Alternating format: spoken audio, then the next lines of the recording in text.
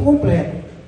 Aleluia. E aqueles homens, eles saíram de Jerusalém, eles foram perseguidos, eles deixaram as suas terras, deixaram os seus propósitos, deixaram os seus anseios, os seus planos. Eles saíram errantes. E eles entraram em um certo lugar e eles começaram a pregar o Evangelho. E no versículo que os irmãos deu aqui, no versículo de número mais à frente um pouquinho,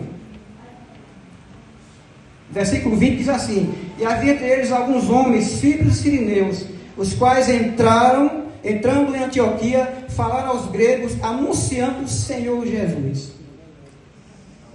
Eles tiveram, no meio da luta, no meio da dificuldade, eles abriram a sua boca e falaram da bondade do Senhor.